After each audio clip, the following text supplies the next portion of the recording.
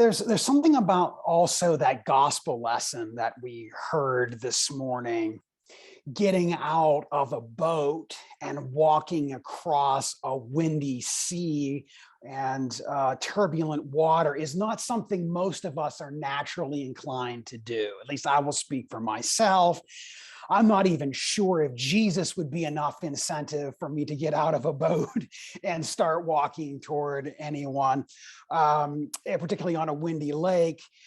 No, thanks, Jesus. How about you provide us some stones to walk on, maybe calm the lake and the wind, maybe create a magical walkway. You're Jesus, after all, you could probably swing it. Or better yet, how about you walk to us? Wouldn't that be nice? And then we wouldn't have to get out and do all of this stuff in these turbulent times. Sometimes the church is more like Peter, though. We think something sounds like a great idea in principle. Like, Jesus, if that's you, I'll get out of the boat and walk over to you. Doing it, though, well, doing it, maybe not so much. I almost never read a parish profile that doesn't yearn for more young families or some kind of growth, or a diocesan profile that doesn't expect a bishop to come in and enact some kind of transformation. But very few parishes and dioceses can find the discernment, courage, will to reposition themselves to achieve the very thing they want. Like Peter, we think, and maybe we honestly believe, that we're willing to walk on water to Jesus. Sometimes when we offer that, though, Jesus takes us up on that offer. And then we step out of the boat, experience the wind, lose our nerve, and refocus on our own fears and our own insecurities. And this focus on ourself has us lose our perspective. And the only thing that we can start thinking about when we're out on that water and things start to get rough is, how do we save ourselves right here and right now? I mean, it's understandable. Get out there, we panic, nothing seems exactly the way it should be. Even though Jesus is ahead of us, we start to lose our perspective. And right there and right now say, save us, just rescue us from this. Oh, ye of little faith, Jesus says to Peter. Oh, ye of little faith. Now, we've all been there individually, at least most of us if we've lived long enough, and the church has certainly been there. But turning back toward our fear or getting caught up doesn't have to be our final act. We can learn to trust walking toward Jesus on that windy lake. We can step out there and trust God all the way. And if we're serious about the gospel and our long-term gospel impact on the world around us, Jesus is going to take us up on our offer to get out of the boat and invite us onto the water and beyond what we want, beyond what we're comfortable experiencing and seeing, beyond our fear, and ever deeper into the heart of God's mission. Now, your bishop is setting an ambitious agenda, which she has laid out in part this morning in her sermon. I think she actually believes what she said this morning about creating something new. And I'm telling you, that's ambitious. You just elected yourself somebody who's got a vision for what the future is about and charting a new course for a new church in our times. She's inviting us to get out of the boat with her and get walking toward Jesus, and to keep our eyes and hearts focused there and not on our own fear, knowing there's no manual for any of this, or maybe there is, acts of salvation that we have seen over and over, even in the midst of our fear. This is no easy task that you're being called to undertake and that the church is being called into now. But I believe that you have, and see that you have, the leadership and your bishop and others across your diocese to take this on. Now, I've served 3 dioceses as bishop, and every one of them believes themselves to be unique and special. We all think we're snowflakes. And as it turns out, we're not all that special. Really, we're not. I mean, we're more alike than we are different. And yes, we're exceptional in our own little ways. It's like no parent ever thinks they have an average child. But really, we're not all that special. And lots of dioceses around the church are now beginning to think about ways to collaborate with each other. I've never really understood why collaboration seems like a cutting edge idea in the church, especially since it's a gospel value the last time I checked. And those of you who have experience in industry or out in what we sometimes call the real world know the importance of constantly adapting and creating new efficiencies and finding new ways of being. And the church is catching on, albeit slowly. From 2014 to 2018, I served as bishop of 2 dioceses in Pennsylvania. Now I'm part of an experiment where we have 2 dioceses across 2 different states, Pennsylvania and Western New York. And in this experiment, we have 1 bishop, that's me, and 1 staff for 2 dioceses. The Diocese of North Texas, formerly Fort Worth, and the Diocese of Northwest Texas share a bishop. Eastern and Western Michigan are sharing a bishop. They just elected a provisional bishop, Prince Singh, last week, and they're collaborating with each other.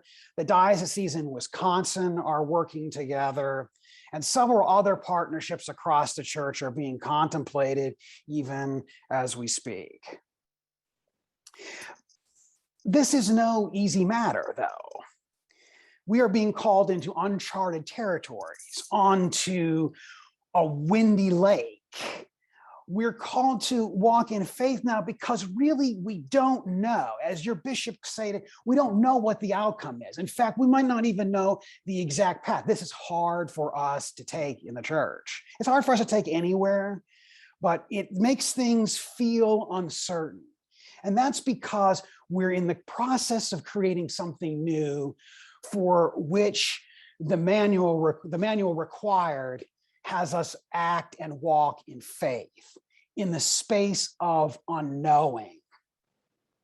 In what we sometimes call, and what I'm going to talk about this morning a bit, adaptive space. A place where we're learning new skills and behaviors. That's the space between the boat we know and the Jesus we're seeking. Between the boat we know and the Jesus we're seeking, that's the adaptive space. That means out on the kind of rough waters. That's where the adaptive change happens. This is where the type of change that requires us to learn new skills, to enact new behaviors. These adaptive challenges are the ones we face that dog us every single time. You know the problems in the congregation that recycle themselves over and over and over again. You know the challenge in your parish that you've been trying to solve forever, and you and the wardens and the lay leadership of the congregation have been to like 100 programs that teach you how to fix it. You've read all the books and you've enacted all the 5 easy steps, and still nothing is changing and things aren't moving the way you want. Those are the adaptive changes. You know, when we've got diocesan models and ways of relating to congregations that aren't working for us anymore, and we don't know what to do, and we're going to have to learn something new, that's where the adaptive change comes in. It requires us to learn. It requires us to change behavior.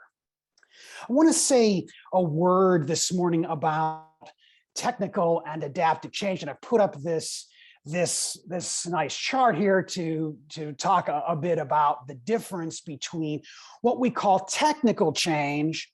That's the kind of change that we can make with skills and knowledge and expertise we already have and already know, and adaptive change. That's that between the boat we know and the Jesus we're seeking, as I like to say now, and that in that space, we're requiring learning. So let me just walk you through, and sometimes I like to call them type 1 and type 2, type 3 problems, because I think labeling them technical and adaptive has gotten confusing in the church, because we think adaptive change is the only change that matters, and it's not. Both are required, technical and adaptive change. Now, what we're talking primarily about today is the adaptive work, but the technical work is critical as well. If we're incompetent and don't know what we're doing and can't even do what we're supposed to know how to do well, there's no chance we can do any kind of adaptive work. So let me just sort of walk through what I mean when I use these terms and when you hear the term adaptive change used around the church or in the world and different places that you occupy. The first is technical change, and that's that top row, which sometimes I like to call it a type 1 issue. This is where the problem definition is clear. We can quickly figure out what the problem is. A solution definition is clear, and the focus of work is authority. And what I mean by authority is the person that provides direction, protection, and order, the person that has the expertise in the area to fix it. A classic type 1 problem would be, you walk into a room, you flip the light switch, and the light does not come on. Pretty much we can figure out how to get that light to come on. We're going to look at the light bulb. Maybe there's a problem with the wiring. In any case, somebody's got the expertise at some point to get that light to turn back on. That's a type 1 problem. Type 1 problem in the church is people are saying, we don't have this or that program, and so we can meet the need by providing that program. Or this particular issue, this particular way of doing things doesn't meet our needs, so we can change it. And often we can look at it and see there's a clear problem and a clear solution, and somebody's got the expertise to fix it. I'm going to skip over the type 2 problem. I'll come back to that. The type 3 problem, or the adaptive problem, this is where the problem definition is not clear. It was where it requires us to learn. It's where we have to learn new behaviors and new information in order to solve the problem.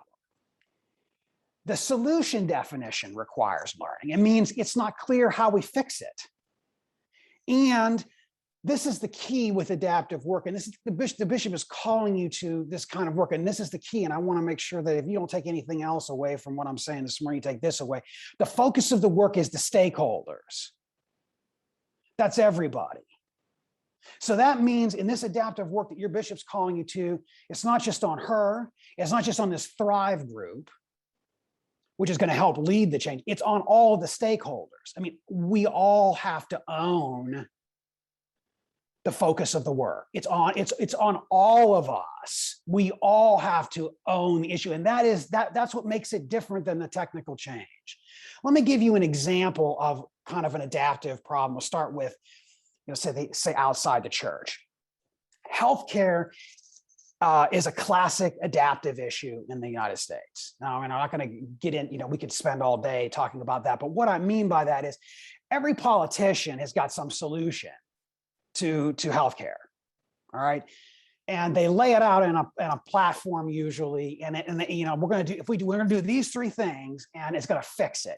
Except this is a problem that's been on us and has been a blight on us for generations, right? We cannot figure it out, and the reason is we confuse problems like that, those kind of wicked problems, as technical, as though if we do these 3 things, it will be fixed. But the fact of the matter is it's very complicated. It would require people to change their ideas about healthcare, about receiving it, about health, about who receives it and how. It would require insurance companies to behave differently, healthcare institutions to behave differently. The problem is massive, and the solution isn't exactly clear. Like when I say, well, we want people to behave differently, well, in what ways? And it requires a process. I'm going to talk about these adaptive processes, how we enter these, and what your bishop is calling you to now. The solution requires learning, because we don't even know what that is. So we barely know what the problem is. The solution definition isn't clear. And then we have to all own the issue. And what we'd rather do is make somebody else fix it. And that doesn't work with adaptive issues. Often we will take in the church, our adaptive issue is the matter of sort of our numerical decline, or having insufficient finance, say, to support our current structures or the way that we're currently put together. Those are massive adaptive problems. And so, but we'll sometimes treat them as technical. So it's not to say, well, we can, if we just implement the right stewardship program or the right adult formation or the right whatever, that's going to fix the problem for us. And often it amounts to magical thinking. If you actually look at the trends in across the church and you take the Diocese of Vermont's numbers, there's no way you can stewardship, formation, or whatever your way out of that. It's actually not possible. And so what we do is then we're constantly disappointed when we think, oh, well, here's the problem. Now I'm going to try to fix it with this one thing. We find ourselves in a mess. And the problem continues to recycle itself. Notice no one program, no decade of evangelism, plan for 2020, whatever it is, has actually resulted in the kind of turnaround we hope in the church. And that's because the problem is adaptive. And we all have to own the issues and learn what is the problem. And the solution itself requires learning. And how in the world do we do this? But these adaptive problems do not go away. You cannot, well, I wish sometimes I just wish if I could just go to sleep and wake up and it would all be better, or if I could just implement the plan. And I'm telling you, if we had the answer to this, your bishop and I would write a book, we'd fix the church, and we'd retire to some exotic place somewhere or something. I don't know. But we don't, because the fact of the matter is these adaptive issues are issues that are going to require us to experiment and to learn. There's no gifted leader, no brilliant idea that's going to do it. And I assure you, there's no easy fix. It requires experimentation, evaluation, failure,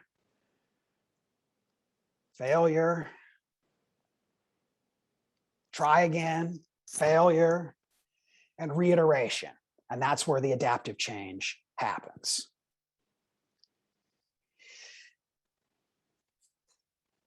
We have to understand our adaptive interventions or our adaptive processes.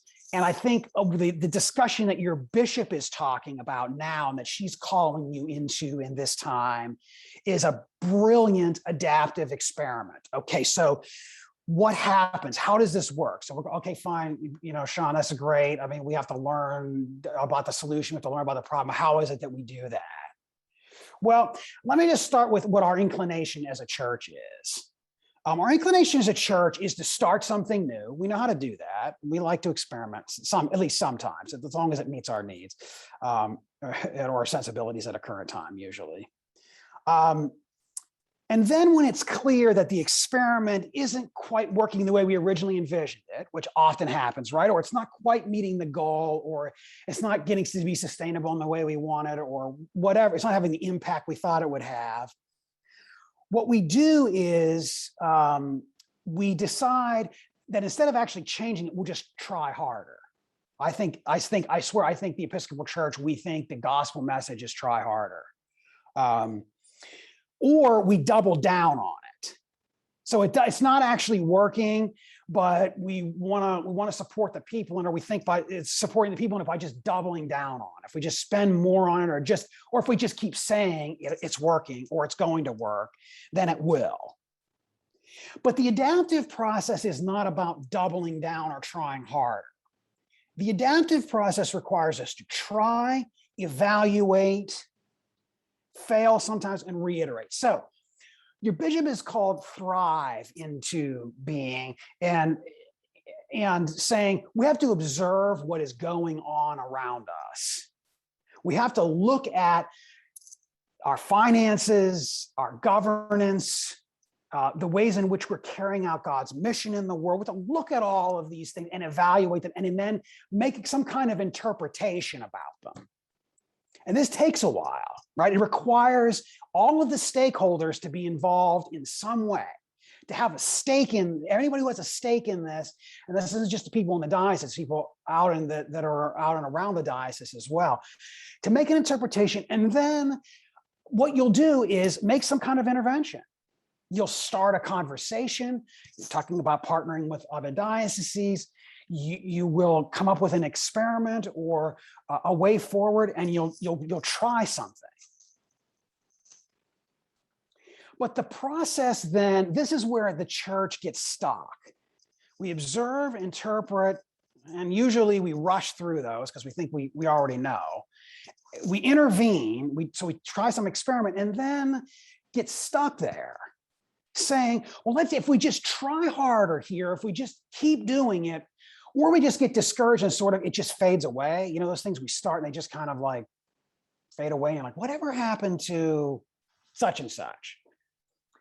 But the key here is with some kind of rigor and with real honesty to evaluate what we're doing, to say, okay, this or that isn't working. And then we start the process over again. We observe, interpret, and intervene.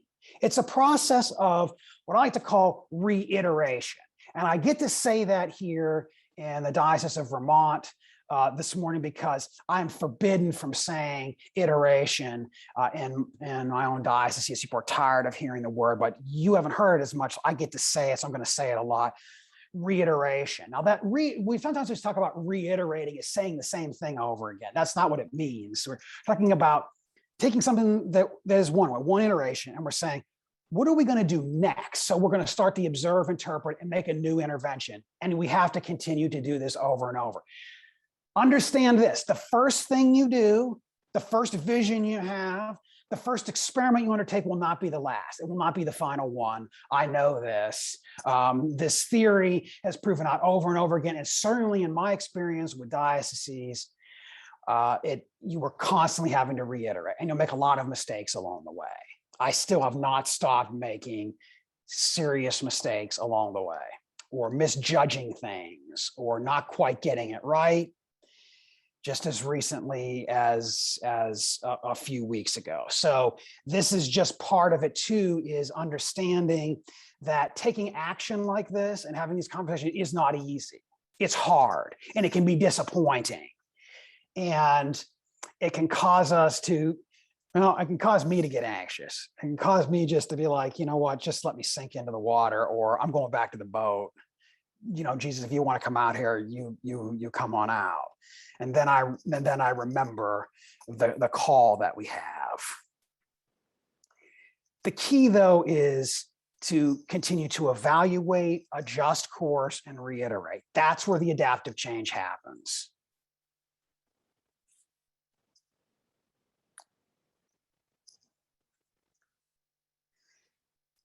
The challenge of doing this work in this particular place in our history as a church is significant. In this part of the life cycle of an organization like ours, this time of maturity and decline, and that's where we are really at this point now. These life cycles, we continue to go through these. It's normal. But in this particular phase, change mechanisms become more limited. Organizational scholar Edgar Schein posits that when decline is underway, there are only two basic mechanisms of changing core cultural assumptions. The first is the idea, of bankruptcy or turnaround, which consists of eliminating parts of the culture and building new patterns that are more adaptive and might start new culture creation processes. The second is merger acquisition, which consists of destroying the organization and its culture through a process of total reorganization. Now, these can be alarming, and yet what it's really about is, I think from our perspective as people of faith, is getting out of the boat and being willing to do what it takes to walk toward Jesus. It means that we're not paying attention only to our own fear, and we're not so caught up in what we want and how exceptional we are, right? And how what a snowflake our particular thing is, and how special it is wherever we are, that we can't do the next thing that we're being called to do. Because that what happens there is we worry about ourselves and we end up sinking into the water. You're now in the process of determining what you will let go and what you will pick up, what you need to say goodbye to and what you need to embrace, what you'll find that you have lost and rediscover. And this is really, really hard work. First, we need to agree on what we're trying to do. The urgent need, the essentially Christian nature of this work, of thinking about what to do with the church as an institution, is to define the outcomes that we're seeking as a vision of the kingdom of God and build and adjust the institution to achieve those outcomes. And yes, the institution is important. Don't start bifurcating the institution from mission. Don't go down that road of, well, we don't care about the institution. The only thing we care about is mission. The only reason you have a platform for the mission is this institution. Both are important. The institution is part of the mission. So I sort of reject that bifurcation. But to align the resources you have to the outcomes you want to achieve, which it means letting go. It also means embracing the new. And that's what your bishop is calling you to do. Second, we need to decide how we will measure the impact of what we're doing so that we know if the parts that we're retaining or building are contributing to our ability to reach the vision we've set forth. This is not a simple cause and effect analysis. Solving adaptive problems requires creating the space for innovative people and production-oriented people, and we've got both, to collaborate, to leverage resources, to experiment with interventions and measure their impact, and then to try again and again and again and again. This means, okay, to put it in kind of basic church terms, this means we need to get the bean counting treasurers, and you know you're out there. I know you're on this call too. I know you know who you are. We need to get the treasurers, but the people that like to think about the money and the ways that it's spent, and you're critical too. I'm one of those people. I'll just admit it right now. And get the metrics people right up alongside those who are spiritual entrepreneurs and trying to connect with people in new ways and see what's emerging. I mean, it takes all of those sorts, as we say, sorts and conditions of folks together to see what's emerging. And along the way, we'll inevitably change and update our vision of what success might look like, what that might look like. But we start with a common goal. Third, I think we need to organize our structures according to the impact we're hoping to achieve. And this involves focusing diocesan structures on fostering the connections of people and resources in networks on the ground and across the church, helping to do what congregations cannot do on their own, coming in behind as a catalyst, behind initiatives throughout the diocese.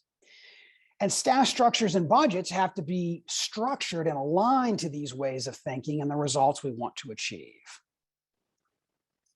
But essential to the work that we're called is integrating and aligning these various subcultures that we have. It's going to be deep and painful work.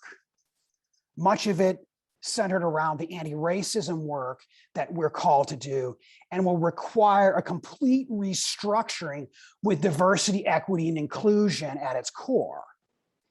This will be essential for us to become a church where people of color, LGBTQ people, and women invested at all levels, rather than pursuing a primarily white vision of the institution with meager carve-outs for people the church has historically disenfranchised. Now, the Diocese of Vermont has a strong record of leadership and action on many of these issues. Your diocesan anti-racism initiatives, your work with Indigenous communities, your decades-long leadership on LGBTQ inclusion, continues to be a beacon for the church. So you have a foundation in many ways that others who are facing this time do not have. And I think that is critical. And your bishop is continuing to lead the way, both in your own diocese, but also in the church on these issues. And I think Dr. Meeks this afternoon will be able to speak to these issues in deeper ways. How would you like to be between that brilliant sermon of Bishop Shannon's this morning and Dr. Meeks? This is an unenviable place to speak. Finally, one last piece that I think is important to the enterprise in which you're undertaking, and that is discussing the undiscussable. To transform the institution in the way we're discussing, to transform the church, to transform the mission, however you want to think about it. Don't get caught up in the whole institution thing, whatever you want to think about, the mission of God, however it works for you. But this enterprise that we're undertaking to impact and transform the world around us requires us to have what entrepreneur Susan Scott calls fierce conversations, and to ensure that there is the adequate safety to discuss the undiscussable. These practices of learning organizations make it possible to adapt and transform ourselves. In fact, one of the early and primary theorists of learning organizations, Peter Senge, argues that nothing is more limiting to a group than the inability to talk about the truth. We need to surface difficult realities. And so in many ways, everything needs to be on the table. This is hard. If your Thrive working group does its work, they will question the orthodoxies and deeply held beliefs about structure and organization. They're just going to. And you probably won't like it all. It'll probably make you pretty uncomfortable. And if it doesn't, they're probably not pushing hard enough. Questions like, what is the local congregation? What exactly is a diocese? What's its purpose? What do we need one for? Why do we have, what's the purpose of all of this? How does a diocese and a congregation relate? What are we trying to do? If it's to carry out the mission of the church and not about us and what we want, then we have to summon the courage to have the space to speak the hard truths. Now, this is not about critiquing the past. That is, what it is about is bringing the parking lot conversations or the kind of internal conversations that we're having with ourselves to lighter to the table. So I've been, and I'm going to guess most of you have been at meetings where everybody's looking at each other and thinking which one of us is actually going to say what needs to be said. I mean, I can say, sometimes I'm in a meeting with a leader that I'm working with or for, or I'm at a meeting with the presiding bishop and I'm sitting around the table going, well, who's going to actually tell him this or that? Now, thankfully, he's created the kind of space where we can do that. And I think your bishop has as well, but like, which one of us is going to say to the leader or the boss or whatever, what we're actually thinking? You know what I mean? When you're thinking something and usually, at least in my case, I'm hoping somebody else will say it. And sometimes they do, and sometimes they don't. And then sometimes I have to be the one to do it, but that won't actually work in this context. If we can't be honest now as a church, and I think your bishop had a brilliant line in her sermon this morning about, we can no longer be in denial about the state of the pre-pandemic church. That's absolutely brilliant. Like it's before us now, and if we can't be honest now about where we are, we've got to fold our cards, and I don't think that is the gospel call.